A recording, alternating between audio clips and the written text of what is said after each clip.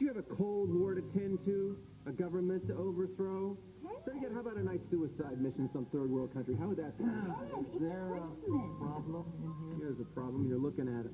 Problem's been around so long, it should be paying you rent on That that. is enough. Now, you apologize to Adrian right now. Oh, that's okay, Opal. I can defend myself. But I'm sure you'll be glad to know, as of January 1999, I've got a one-way ticket out of here. I'm tickled pink. Dickie's up. But until then, somebody's got to stick around and watch out for your mother. You know, make sure she doesn't get a raw deal. Adrian, would you Oh, dear, what's he talking about? Nothing. Mama, what's he It's talking about? nothing that concerns you, all right? We can talk about it after the holidays. No, I think we'll talk about it right now. No, Peter is in the other room now. I don't want to get into it. He's making popcorn. And he could walk in here any minute. Yeah, take him with her, make sure he doesn't. I want to get to the bottom of I this. just said this is neither the time nor the place. You know, for once, I agree with Tad. Your son deserves to know what's going on, Opal. So you're going to be the one to tell him? Or shall I? So, what have you got on my wife so far, Walter? What do you mean, nothing? I told you this is full steam ahead. Yeah, well, she started this thing. I damn well am going to finish it. How difficult can it be, for God's sakes? The woman's past gives Checkard a new name. Well, I know for a fact that she let her first husband abandon her child in a state park with a broken arm, and then some old coot literally died on her in that Lizard Lair motel in Arizona. That's probably only the tip of the iceberg, so get on it, Walter. Give me what I need to prove she's an unfit mother. Uncle Palmer, we're home. I'll call you back. Well, hello. Hey. How was the movie? Good. Oh, it was great, actually. Big, awesome special effects. Uh-huh. Really cool. Well, science fiction isn't my bag of tea. Sweetie, why don't you go on upstairs and take your shower, and I'll come up and tuck you in a little while. Okay. Don't forget to brush your teeth. Oh, I don't know, off somewhere with that bald-headed man, I guess. I take it you two had another fight. Not at all. Haven't seen the woman all day, thank God. The woman is your wife. Not for long. What's that supposed to mean? It means Opal Gardner's about to get kicked to the curb.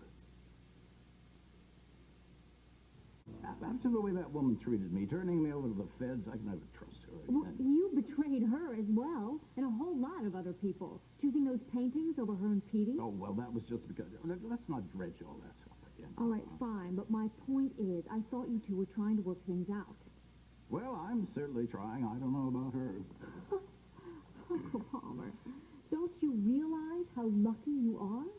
I mean, after all those things that you put that woman through, you cheated on her. You went bankrupt. Braden.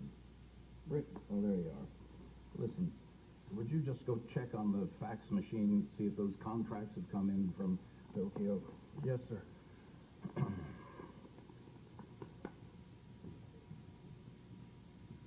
You lied about the paintings to her.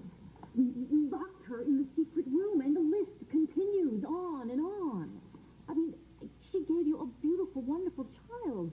You should be getting down on your hands and knees and thanking her, not trying to dump her. She's the one who served me with the papers. Well, I'm sure if you back down a little bit, I mean, she would back down herself. I mean, besides, the two of you have got to stop all this bickering and try and work on making some peace. Far too late for that. It's not too late until the ink is dry on the divorce papers, okay? You trust me. I know what I'm talking about. Now, promise me you're going to think this through before you do anything rash. I have thought it through, and I'm taking a leaf from your book. From my book. You gave Tad Martin the heave-ho. I'm going to do the same thing to his mother. Good riddance to Gardner rubbish. You are a grade A, first class. Big head. Now, when do you start talking? It is no big deal. Yes, it is a big deal. That louse Cortland wants to divorce your mother. Hang her out to dry, leave her with nothing, including your little brother. What? Yeah, that's right. I heard him talking to his lawyers, telling him to hire investigators to dig up any dirt they could on Opal. He wants to nail her to the wall. Cut her off without a cent. Can't believe the old goat even wants sole custody of Petey. Is it true? Yeah, but... And why didn't you tell me? Because Belinda is working on it. She's already sent him some papers and complaint or something. She knows how to handle it. No. Belinda may be a good lawyer, but your husband is a His world-class... bark is bigger what? I wouldn't be too sure of that. Well, you haven't known him as long as I have now. He'll bluster and then fuss and complain, but then he'll get over it, or at least I hope he will. Well, just in case you're wrong, I don't intend to take any chances. Why? Where are you going? Take a guess. Let's grab Petey and peel out the back.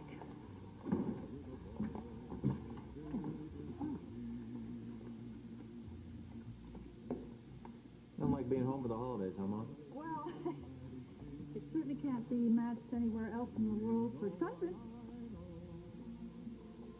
These are kind of stale. Why don't we go make some Why popcorn? don't we play a game? Mom, I'm tired. I'm... Well, that's good. That'll make it much easier for me to beat you. Help? No! Hush, hush. You just sit down right there. Sit down. Your father is upstairs watching the meeting. Now, we can do this easy, or we can do it hard. That's up to you. But I am not going to let you out of my sight until I find out what's been happening to the men in my life while I've been away.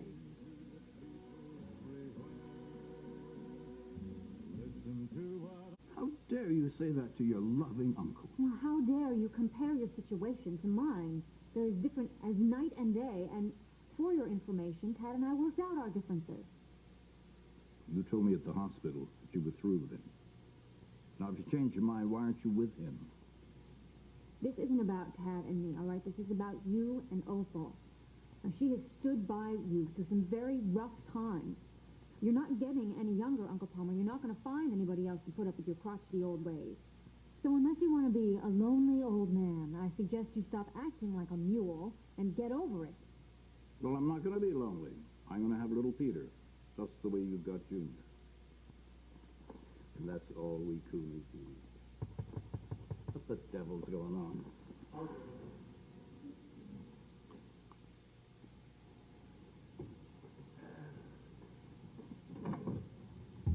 Martin, what do you want? Where is it? Do you know what time it is? Mr. Cortland's not seen anyway. Braden, it's not a social call. Hey, you just hold on. Mama, why don't you send Petey upstairs? Yeah, honey, why don't you go on up and put on your pajamas, okay? What are you going to do to my daddy? Nothing. He's not going to do anything. They're just going to talk. Now, you skedaddle upstairs. I'll be there in a second, all right? You're not getting away with this one, Palmer. What do you mean? What is this? What do you... It means if you're really fool enough to call it quits with Opal, then you're going to give her everything she rightfully deserves.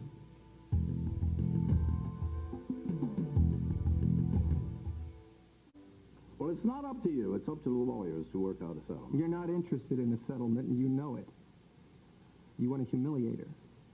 Cut her off without a cent. Take Petey away from her. Don't bother trying to deny it, Palmer. Adrian heard you on the phone talking to your lawyer. I might have known. Once a spy, always... Let me remind you of a couple things, okay?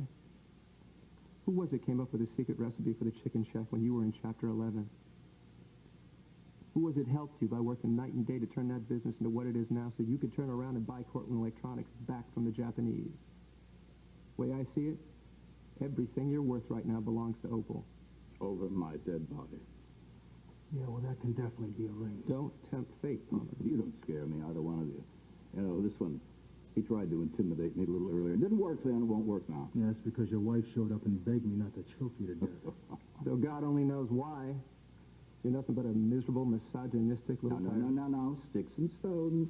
Now, the two of you get out of here, and you take her with you. I'm not done with you yet. This is private property. Don't you dare talk to my son like that, Palmer. This is my house, too, and he can stay here just as long as he pleases. Braden, call the police. Please. Yes, sir. I wouldn't if I were you. Now, you let that man speak his piece while I rearrange that pretty boy face of yours.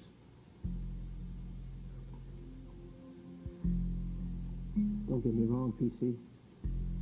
Personally, I'm delighted that Opal's through with you. But you try and take what belongs to her, especially that boy, and I will take you on, old man, and I swear I will make you hurt. You're going to find out firsthand what TV can do, because I intend to use the cutting edge for everything it's worth. My own personal anti-Palmer media soapbox. By the time I'm through with you, every man, woman, and child in this country will swear you're a Nazi sympathizer. That's the I big will lie. fix it so there isn't a judge alive and award you custody of a dog, much less a child. And trust me, Palmer, no one will buy so much as a computer chip from you ever again. You don't have the clout. Try me. Well, why don't you pack a bag? I don't want you staying here tonight. No, I'm not leaving Petey. Listen, I don't want you staying under the same I'm roof. not scared of him, Ted. I'm not. I'm going to stay right here and fight my own battles. Besides, I don't want to give him a chance to say I deserted the marital bed. Yeah, she's right. He could claim abandonment. So I'll stick around, and I'll make sure the peace is kept. Okay. You call me if you need me. Okay, thank you.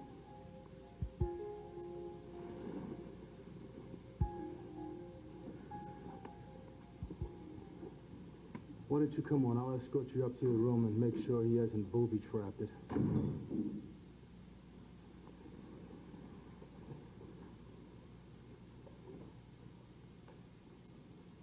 Well, it's a good thing you gave Tad Martin the gate when you did. Did you hear the nerve of him, what he accused me of? He had every right. I agree with every word he said.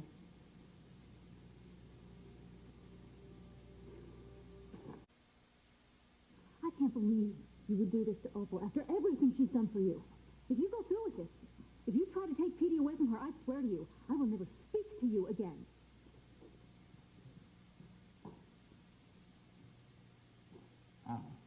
Tad Martin's turned Dixie against me even though they aren't together. Don't count on it. What? Well, Tad and Dixie may not be a twosome right now, but she's not over him. Not by a long shot. How do you know? Because she told me. Why aren't they together? That's something you're going to have to ask her. But she's definitely hung up on that guy. Well, then I guess that's going to be your next assignment as my personal assistant. What? Just make sure that Dixie forgets about Tad Martin. I'm sorry that things didn't work out for you and Allie. Don't be. It's all for the best. I don't really think that either of you was ready. I don't think we were either. No, I just hope that she finds whatever it is she feels she needs. I hope it's a long ways away from here. Oh, well. I was a little surprised to hear about what happened with Tad and Dixie. I know. You're next. Be careful with her. She's got a stun gun and a rubber hose. I'm gonna go say goodnight to Dad.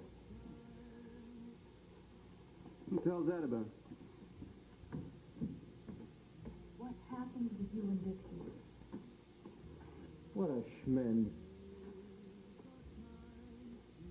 Zoe squealed, right? No. She sang, like a member of the Tabernacle Choir. You know something, Ma? You should really look into working for a foreign government. Oh, what makes you think I haven't? See, I knew it. All the humanitarian aid stuff down in Mexico is just a cover, right? You can tell me. Did you see Dixie while she was at Palmer? Yes, I saw Dixie when I was at Palmer. Oh. Care to tell me about her? No. I don't want to give you my name, rank, or serial number. Oh, all right. Then let's talk about Christmas ornaments.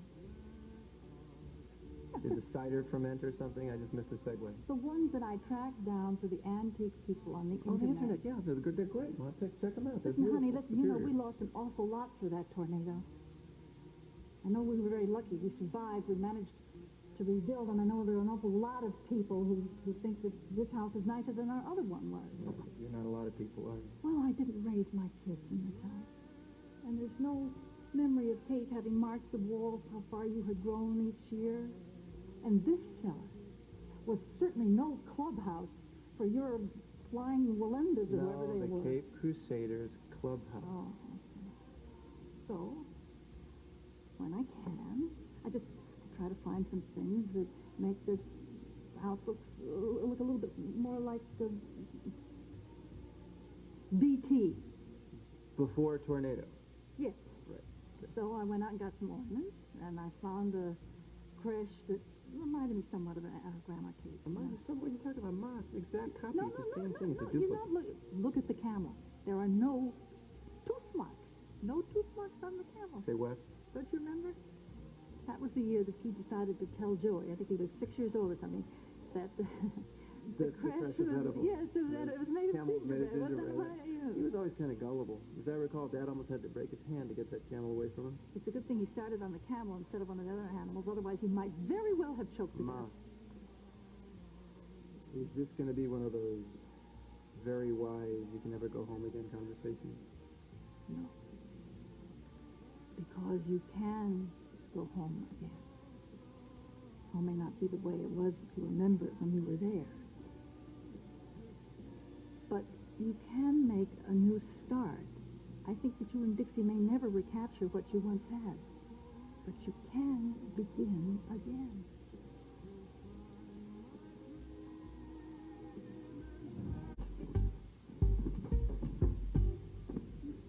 Ma, it's just not that simple. I know it's not simple at all. You know, without going into a bunch of morbid details, there was a lot that went into this. I know Joey said it was an affair to remember you were going to meet each other on a rooftop, only Dixie never showed up. What Joey didn't tell you because he didn't know about it was why Dixie didn't show up. But listen, I'm not trying. This is not an inquisition. Are you sure? Yes.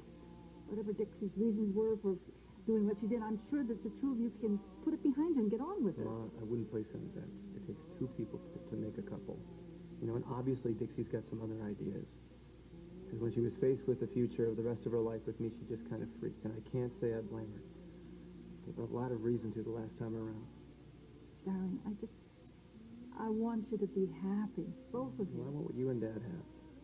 Or a reasonable facsimile thereof. And if I don't get it, I'm just going to have to be happy with a single leg. I keep my fingers crossed. I know you will. You know, there's one thing that hasn't changed, still rock solid the same. You. You're the heart and soul of this clan. You know that, don't you? Here.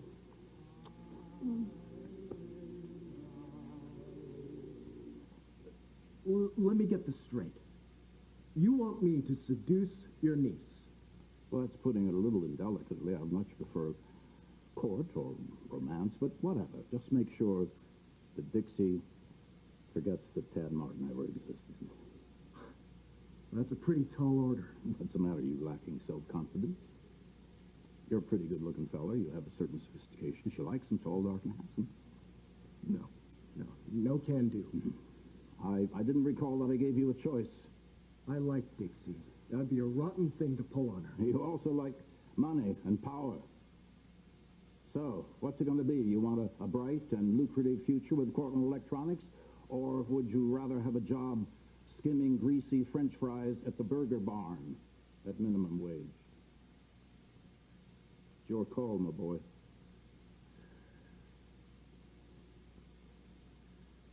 You've got yourself a deal. On the next, All My Children, there's something unfinished between you and me.